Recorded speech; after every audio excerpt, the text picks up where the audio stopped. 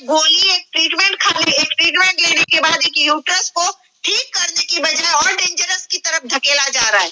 एक गोली, एक मेडिसिन, लेकिन वहीं पे केवल एक सैनिटरी पैड की जो आपकी बायोडिग्रेडेबल जो पट्टी है सूती कवर की, वो इतना बड़ा इन्फेक्शन कवर कर सकती है अपने अंदर। सच में we are proud of you, पूरी स्वास्थ्य केयर टीम को। तो ये चीजें है ना प्रभु, वो उन्हीं लोगों को समर्पित होती है जो शिद्दत से, समर्पित भाव से अपनी संस्था को सामने करते हैं और जो सामने होके अपनी जानकारी लोगों के बीच में बांट रहे हैं। अब वो गायनोकोलॉजिस्ट, उसको नहीं पता है यूट्रस की क्या समस्याएं रहती है, उनको नहीं पता है यूट्रस कैसे डेंजर में जाता है, उनको नहीं पता है कितना फ्लो होता है और ऑक्सीजन की जरूरत कब कब पड़ती है हमारे यूट्रस को। उन्हें नहीं पता है कि यूट्रस को ऑक्सीजन की जरूरत पड़ती है। यूट्रस उतना ही सेंसिटिव पार्ट है जितनी की आपकी नाक। यूट्रस उतना ही सेंसिटिव पार्ट है जितना आपके नाक पे थोड़ी देर के लिए प्लास्टिक लग जाएगा तो आपका जी घबराने लगेगा। तो बस इतना है कि यूट्रस हमारा एक कोमल अंग जो छिपा दबा पड़ा है, हमारी योनि के पीछे ढका पड़ा है एक फ्यूमल बॉडी में, लेकिन नाक एक उभरा हुआ हिस्सा है, सामने है बॉडी के फ्रंट में, लेकिन काम उतना ही चाहिए उसको भी ऑक्सीजन का। नाक पे और आप प्लास्टिक लगा देंगे तो आपका जी आकुल व्याकुल होगा, आपकी आंखें ढेर फेर हो जाएंगी, पसीना पसीना हो जाएंगे आप, ऑक्सीजन नहीं मिलेगी। तो वैसे ही सेम आपका यूट्रस क्या करता है, ऑक्सीजन जब उसको चाहिए तब वो क्या करता है, घबरा जाता है, डैमेज होने लग जाता है, उसका जो सक्रिय अंग है वो निष्क्रिय होने लग जाता है, उसमें कहीं ना कहीं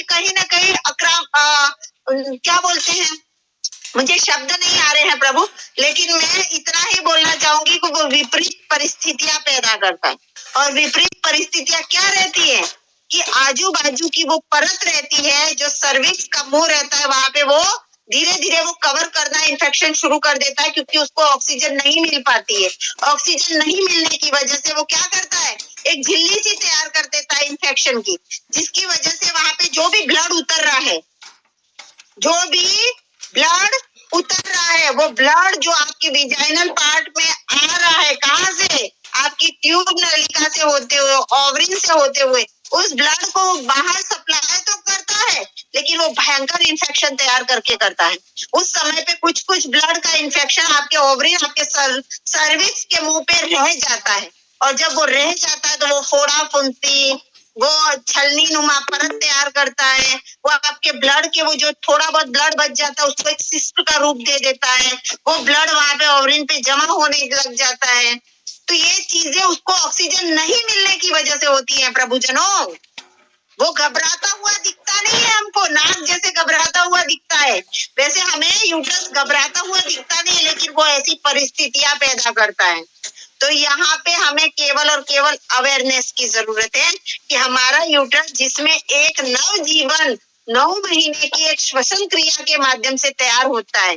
बच्चा जीता जागता पैदा करते हैं कि नहीं करते हम महिलाएं, जीता जागता तैयार करते कि नहीं, हार्ट बीट सुनते हैं कि नहीं 3 महीने के बाद। अब ये चीजें मुझे इसलिए बोलने की जरूरत पड़ रही है यहाँ पे, क्योंकि हमारी महिलाओं के लिए कहीं ना कहीं अवेयरनेस की कमी की वजह से ये चीजें इग्नोर करती हैं।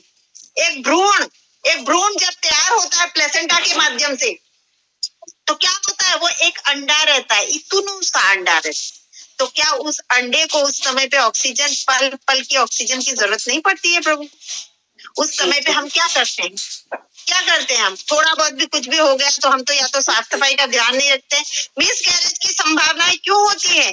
हमने जो शुरुआत में जो प्रोडक्ट इस्तेमाल किया है उसकी वजह से। तो जब आपके वो भ्रूण को एक छोटा सा अंडा, जब हाथ निकल रहा है, पैर निकल रहा है, उसकी धड़कनें लग रही है, जब उसकी रीढ़ की हड्डी, उसका बोन मैरो बन रहा है, जब, तो ये सब प्रोग्राम, सब जितना भी प्रोसेस है